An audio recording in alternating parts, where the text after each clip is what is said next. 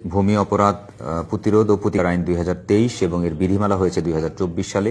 যেহেতু আইনটা অনেক নতুন এবং অনেক মানুষের এই আইন সম্পর্কে ধারণা নেই, কিন্তু যারা ইতিমধ্যেই জানেন অবৈধভাবে দখলচ্যুত হয়েছেন তারা এই আইনে আমাদের এখান থেকে রেমেডি পাচ্ছেন এবং দখলচ্যুত ব্যক্তিকে দখল পুনরুদ্ধারের জন্য আমাদের এখান থেকে রায়ের প্রেক্ষিতে গিয়ে অনেকে দখল পুনরুদ্ধার ইতিমধ্যেই পেয়েছেন এবং রেমেডি পাচ্ছেন।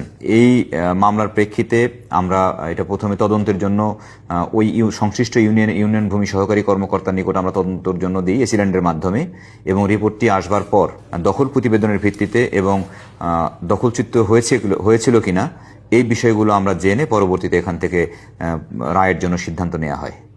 এবং এই আইনের মাধ্যমে এবং বিধিমালার মাধ্যমে আমাদের ঢাকা জেলার প্রতিটি উপজেলায় এবং মহানগরের মধ্যেও বিভিন্ন লোকজন সেবা প্রত্যাশী যারা রয়েছেন তারা নিয়মিতভাবে এখান থেকে সুফল পাচ্ছেন। আমাদের এখানে 5টি উপজেলা রয়েছে, সাভার, ধামরাই, কেরানীগঞ্জ, নবাবগঞ্জ এবং দোহার উপজেলা, এছাড়া মহানগর রয়েছে।